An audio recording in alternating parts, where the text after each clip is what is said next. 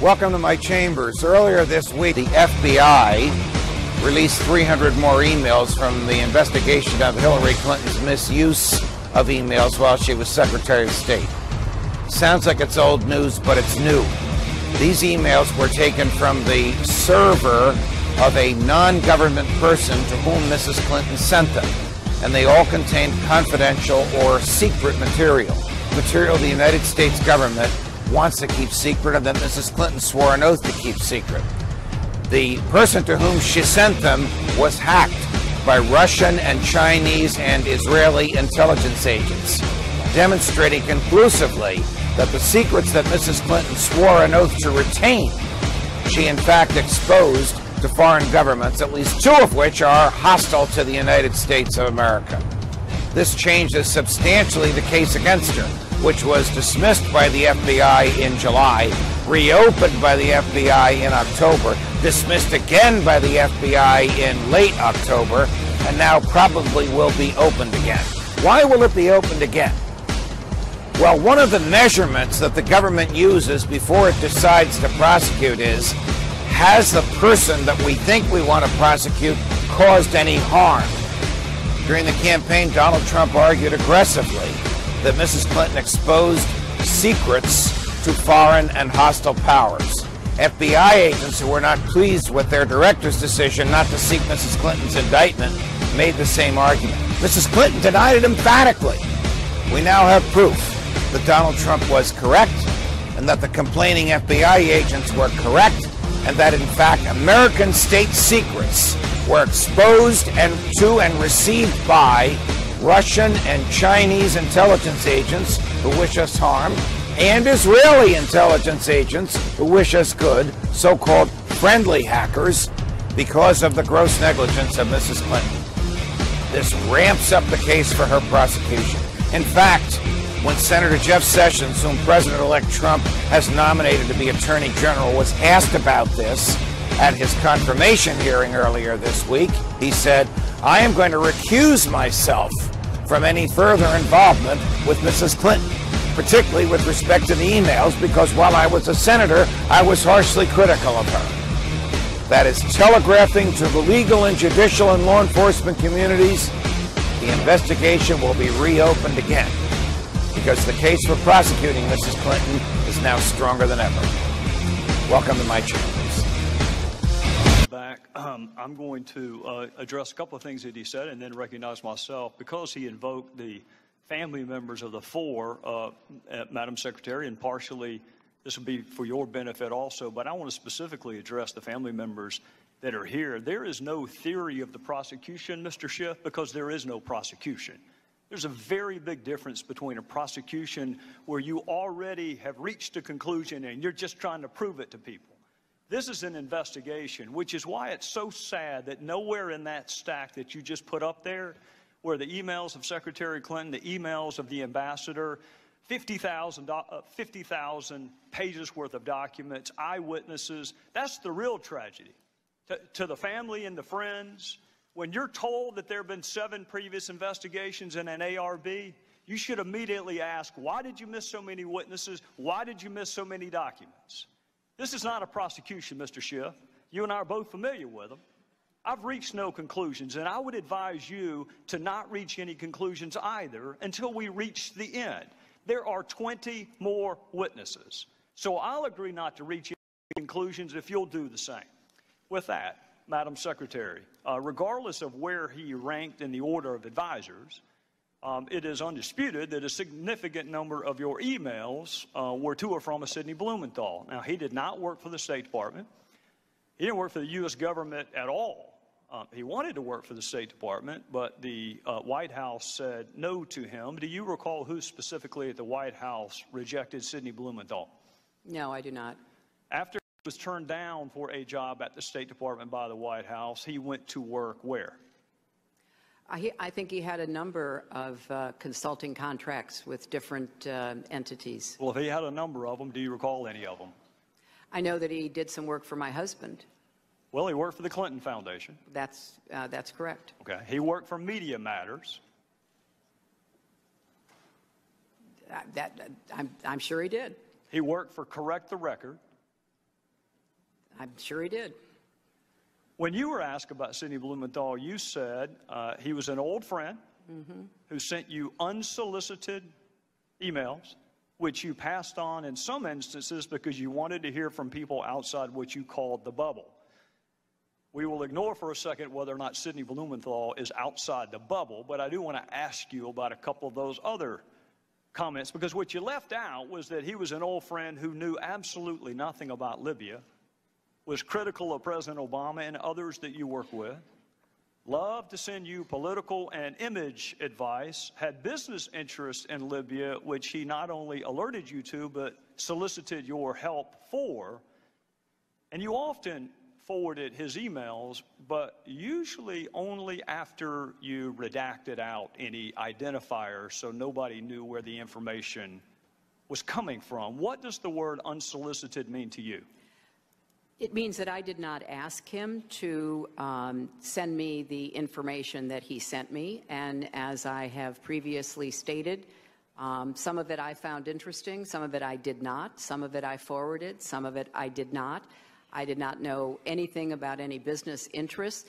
I thought that, just as I said previously, newspaper articles, journalists, of which he is one, a former journalist, had some interesting insights. And so we took them on board and evaluated them, and some were helpful and others were not. We're going to get to all the points you just made, but I want to start with your public comment that these emails were unsolicited. You wrote to him, "Another keeper, thanks and please keep them coming. Greetings from Kabul and thanks for keeping this stuff coming. Any other info about it? Question mark. What are you hearing now? Question mark. Got it. We'll follow up tomorrow. Anything else to convey? Question mark." Now that one is interesting because that was the very email where Mr. Blumenthal was asking you to intervene on behalf of a business deal that he was pursuing in Libya. What did you mean by what are you hearing now? I have no idea, Congressman. They started out unsolicited, and as I said, some were of interest. I passed them on, and some were not. And so he continued to provide me information that was made available to him. I don't want to parse words, and I don't want to be hyper-technical, because it's not a huge point, but it is an important point. You didn't say they started off unsolicited. You said they were. You said they were unsolicited. Well, they were unsolicited, but obviously I did respond to some of them. Well, and I'm sure that encouraged him. Anything else to convey? What are you hearing now? I'm going to Paris tomorrow night. We'll meet with TNC leaders, so this and additional info useful. Still don't have electricity or BlackBerry coverage post-Irene, so I've had to resort to my new iPad. Let me know if you received this. We'll talk about the new iPad in a little bit. Here's another one. This report is in part a response to your questions. That's an email from him to you. This report is in part a response to your questions. There'll be further information in the next day. If you're the one asking him for information, how does that square with the definition of unsolicited? I said it began that way, Mr. Chairman, and I will add that both Chris Stevens and Gene Kretz found some of the information interesting, far more than I could, because they knew some of the characters who were being mentioned, and they were the ones, the kind of persons with the expertise that I asked to evaluate to see whether there was any useful information. We're going to get to that in a second. Now, before you give Mr. Blumenthal too much credit, you agree he didn't write a single one of those cables or memos he sent you. I'm sorry, what? He didn't write a single one of those cables or memos. I don't know who wrote them. He's the one who sent them to me. Would you be surprised to know not a single one of those was from him? I don't know where he got the information that he was sending to me. Did you ask? You're sending me very specific, detailed intelligence. What is your source? That seems to me like a pretty good question. I did learn later that he was talking to or sharing information from former American intelligence officials. By the name of? Who wrote those cables? I don't recall. I don't know, Mr. Chairman. You had his information passed on to others, but at least on one occasion you asked Ms. Abedine, can you print without any identifiers? Why would you want his name removed? Because I thought that it would be more important to just look at the substance and to make a determination as to whether or not there was anything to it. Well, don't people have a right to know the source of the information so they can determine credibility? But he wasn't, as you just said, the source of the information. But you didn't know that, Madam Secretary, and that's what you just said. No, Mr. Chairman. I said that I knew that he didn't have the sources to provide that information. I knew he was getting it from somewhere else. He knew a lot of journalists, he knew others in Washington. It could have been a variety of people. Well, if you're going to determine credibility, don't you want to know the source? Well, it wasn't credibility so much as trying to follow the threads that were mentioned about individuals. And as I already stated, some of it was useful and some of it was not. Well, did the president know that Mr. Blumenthal was advising you? He wasn't advising me. And, Did he know that he was your most prolific emailer that we have found on the subjects of Libya and Benghazi? That's because I didn't do most of my work That's about fair. Libya on I'm email. not challenging that, Madam Secretary. I am not challenging that. All I'm telling you is the documents show he was your most prolific emailer on Libya and Benghazi. And my question to you is, did the president, the same White House that said you can't handle him, can't hire him, did he know that he was advising you? He was not advising me, and I have no reason to have ever mentioned that or know that the president knew that. All right, I want to draw your attention to an email about Libya from Mr. Blumenthal to you, dated April 2011. It will be Exhibit 67. And this is informative. Should we pass on, and in parentheticals, unidentified to the White House?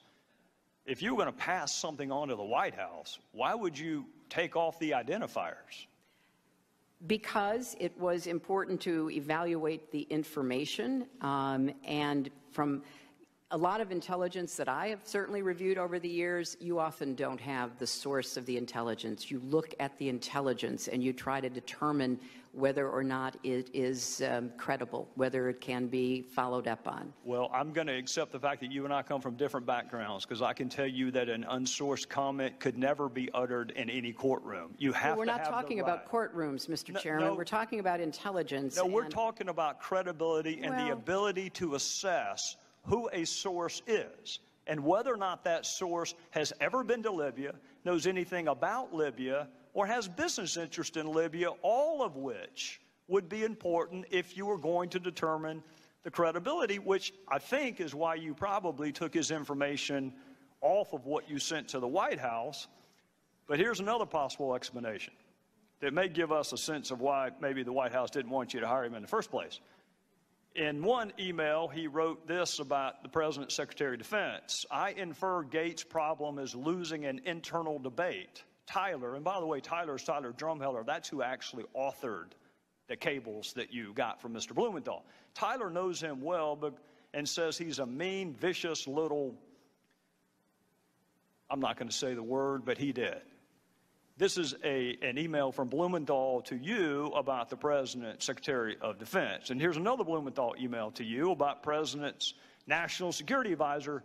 Frankly, Tom Donilon's babbling rhetoric about narratives on a phone briefing of reporters on March the 10th has inspired derision among serious foreign policy analysts, both here and abroad. And here's another one from what you say is your old friend, Sidney Blumenthal. This is a quote from him. I would say Obama, and by the way, he left the president part out, I would say Obama appears to be intent on seizing defeat from the jaws of victory. He and his political cronies in the White House and Chicago are, to say the least, unenthusiastic about regime change in Libya. Obama's lukewarm and self-contradicting statements have produced what is, at least for the moment, operational paralysis. I think that may give us a better understanding of why the White House may have told you you cannot hire him. Blumenthal could not get hired by our government, didn't pass any background check at all, had no role with our government, had never been to Libya, had no expertise in Libya, was critical of the president and others that you worked with. shared polling data with you on the intervention in Libya, gave you political advice on how to take credit for Libya, all the while working for the Clinton Foundation and some pseudo-news entities. And Madam Secretary, he had unfettered access to you. And he used that access, at least on one occasion, to ask you to intervene on behalf of a business venture. Do you recall that? You know, Mr. Chairman, if you don't have any friends who say unkind things privately, I congratulate you. But from my perspective, I'd like to think I'd correct them. I don't know what this line of questioning does to help us get to the bottom of the deaths for Americans. I'll be happy to help you understand that, Madam Secretary. But I want to reiterate what I said to Congresswoman Sanchez. These were originally unsolicited. You've just said that perhaps the main, if not the exclusive author, was a former intelligence agent for our country who rose to the highest levels of the CIA and who was given credit for being one of the very few who pointed out that the intelligence used by the Bush administration to go to war in Iraq was wrong. So I think that, you know, the sharing of information from an old friend that I did not take at face value, that I sent on to those who were experts, is something that you know, makes sense, but it was certainly not in any way the primary source of or the predominant understanding that we had of what was going on in Libya and what we needed to be doing. Well, Madam Secretary, I'm out of time, and we'll pick this back up the next round, but I'll go ahead and let you know ahead of time why it's relevant. It's relevant because our ambassador was asked to read and respond to Sidney Blumenthal's drivel. It was sent to him to read and react to, in some instances on the very same day he was asking for security. So I think it is eminently fair to ask why Sidney Blumenthal had unfettered access to you, Madam Secretary, with whatever he wanted to talk about, and there's not a single solitary email to or from you to or from Ambassador Stevens. I think that is fair, and we'll take that up next Gentleman round. yield. Gentleman yield. Sure. Thank you. Mr. Chairman, you've made several inaccurate statements over the past month as you have tried to defend against multiple Republican admissions that the Select Committee has been wasting millions of tax dollars to damage Secretary Clinton's bid for president. On Sunday, you made another inaccurate statement during your appearance on Face the Nation, and it's being taken up here, and this is the relevance. Here's what you said, and I quote, "There are other folks who may have equities in her emails, and there may be other entities who are evaluating her emails. But my interest in them is solely making sure that I get everything I'm entitled to so that I can do my job.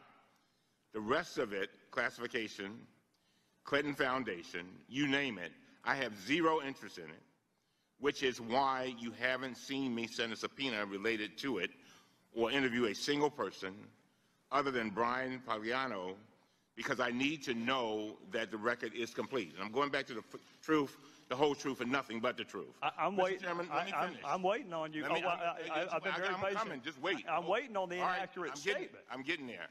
Mr. Chairman. Well, we got to take a break. Statement was, well, it's not going to take long. You took up 4 minutes over, so let me have 3. I've let everybody go over, including you, Mr. Congressman. Thank you very much. You issued a subpoena to Sidney Blumenthal on May 19th, 2015, compelling him to appear for a deposition on June 16, 2015. You issued this subpoena unilaterally without giving the Select Committee members the opportunity to debate or vote on it. You sent 2 armed marshals to serve the subpoena on Mrs. Blumenthal's wife at their home without having ever sent him a request to participate voluntarily, which he would have done.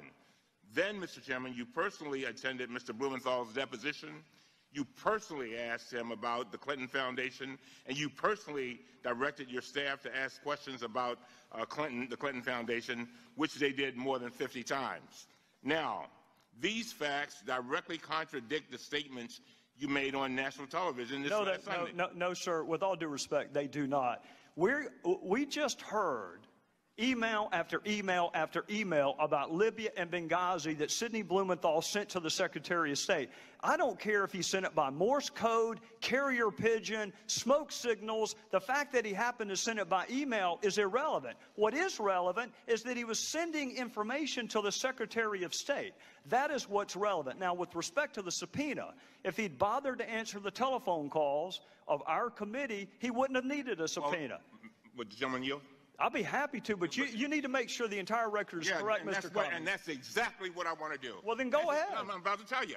I move that we put into the record the entire transcript of Sidney Blumenthal. We're going to release the emails. Let's do the transcript. That way the world can see it. Well, we didn't. The motion has been seconded. Well, we're not going to take that up at a hearing. We'll take that up in a business meeting. I've consulted with the parliamentarian, and they have informed us that we have a right to a recorded vote on that motion. We want, you ask for the truth, the whole truth, and nothing but the truth. Well, that's what we want to have. Let the world see it. Why is it that you only want Mr. Blumenthal's transcript released? Why don't you want the survivors? The survivors, even their names? Let me you want tell you that? something. No, you want that released? Let me tell you something. Right now, the only one you've asked for is Sidney Blumenthal. That's the only one you've asked for. That and Miss Mills. Cheryl Mills. That's not true. No, that's 2 out of 54. Now, if you want to ask for some fact witnesses, we asked for a recorded vote on the Blumenthal. You said from the beginning we want the truth, the whole truth, and nothing but the truth. Why don't we just put the entire transcript out there and let the world see it? What do you have to hide? His are the only emails that you have released.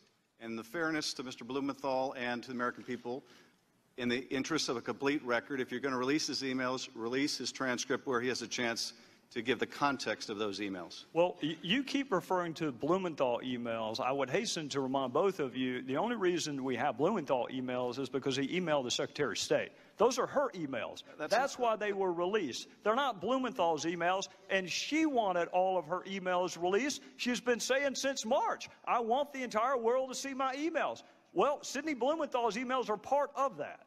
So here's what I'll do. I'll be happy to talk to the parliamentarian, because the parliamentarian told me that your motion actually would not be in order for a hearing. But at the latest, we'll take a vote. Then the first week we are back, after this week, we'll have a business meeting.